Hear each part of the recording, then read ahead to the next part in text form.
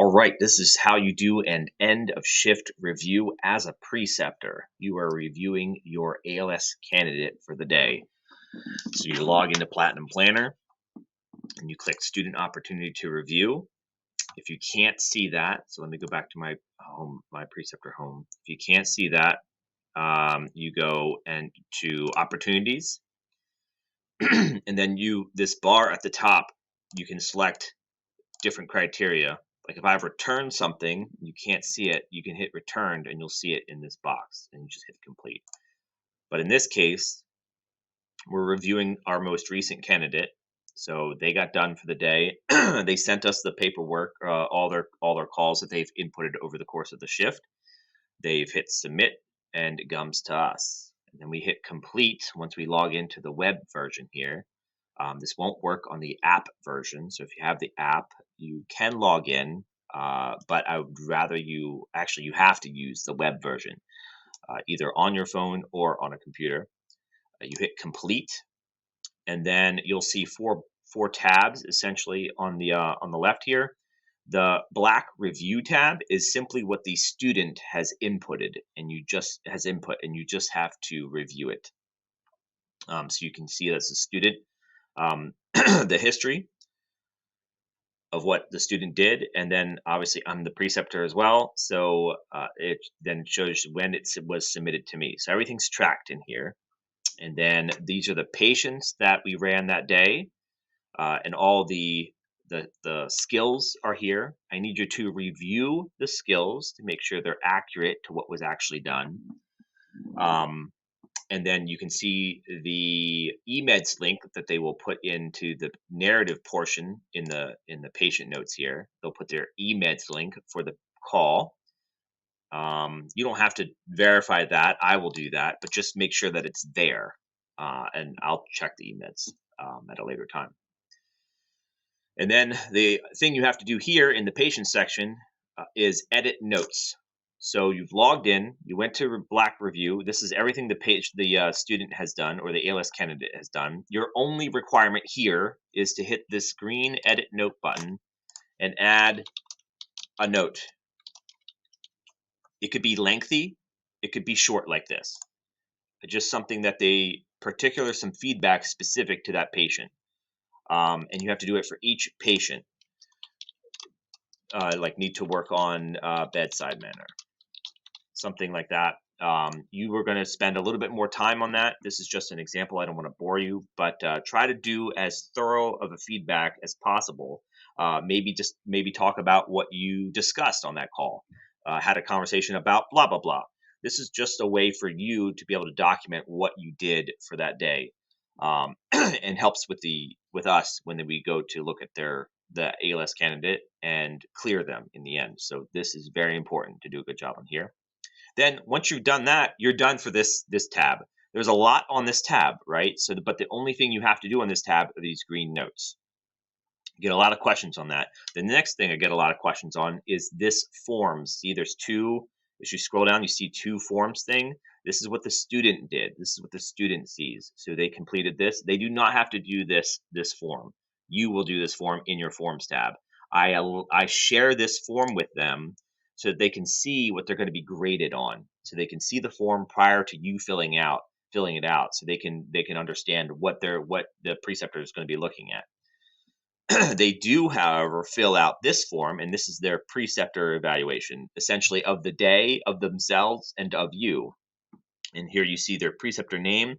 You will not see any comments that they write about you. That only goes to me for feedback that I can input into general training. Very rarely will I ever address any specific issues unless that is something that's I have to. It's like a personnel issue then that must get addressed. But typically, if it's just like feedback for the preceptor, good and bad, that goes into general training that I can disseminate out to all you guys. So don't get confused with the Forms tabs, right? This is what the student sees, and this is what you are going to do over in these other two tabs. Essentially, we're going to ignore the document ones because there's nothing required for documents. So once you add these green notes here, you hit that and you added your notes, you go down to Forms. There's only one form for you to do. This is an overall daily shift form. So this is the overall form for the whole day. What did you think of the ALS candidate overall throughout the day? And you fill out the form, and you'll put your name, the candidate name, and then everything is pre-filled for this, but try to do a good job of really determining what they actually rate in each category. I simplified this from the past just so it's a quicker and easier for you guys to input, but just be aware that the more you write, the better it is for the ALS candidate. And the easier it is for me to justify clearing them quicker. So the more you can write here, the more you can justify if they're doing really well, the better it is. So please do a good job here.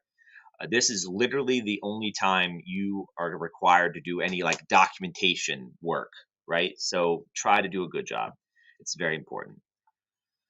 So you just go through here. Something to note is, is that if you have a 1, which means unsatisfactory, performance consistently fails to meet minimum position requirements, employee lacks skills required or fails to utilize necessary skills. If you have to put a 1 for that, you must write something here. Why did you give them a 1? Conversely, if you put a 5, exceptional, performance is consistently superior and significantly exceeds position requirements, you can put a 5 here, yes, but you also have to justify why. So just be aware of that. If you put a 1 or a 5, please write something. I will send it back to you to have you write something in here if you did not write anything. And we'll get to that here in a second. Let me move this over. All right, so you filled that out. You can, this last box is, do you think they could have performed as independent clinician? Yes or no. Type something here to justify your answer. The ALS candidate will be able to see this eventually. So just be kind in your comments. You can be honest. You need to give honest feedback to them, but just be kind. And that goes in with the other training we did here. So type your AID to sign and then hit save. And then that's it, done. You can skip documents because there's no documents that are required to print, scan, and then upload into this. So you can skip that and then just go right to complete. Then you sign it here, and then you can message me if you want, or just hit approve documentation. Please hit approve documentation. It's very important, and it sends it off to me like that. And then you're done. You're done for that day. As you get better at this, this becomes a very quick sit down and thing. Probably takes you about 20 minutes to do a solid job. Try to do a solid job. We're all adults here. I want to trust you guys to be able to do a good job, and this is literally one of the most important things we can do is good documentation when it comes to clearing someone to be an ALS clinician for Howard County. So let's all be on the same team and work together. I know it's a little bit extra stress and a little bit extra work, but it really pays off. So thank you so much. So that's how you'd have to, that's a review. Essentially, there's only 3 things. You go to the review tab, look at the students or the ALS candidates review. You add those notes using the green buttons. You go down to your forms, not their forms, your forms. You fill out your 1 form, and you go down to complete, sign, and hit approve documentation. Done. So hopefully enjoyed this video. I will see you guys on the next one. Thank you so much for your service. See ya.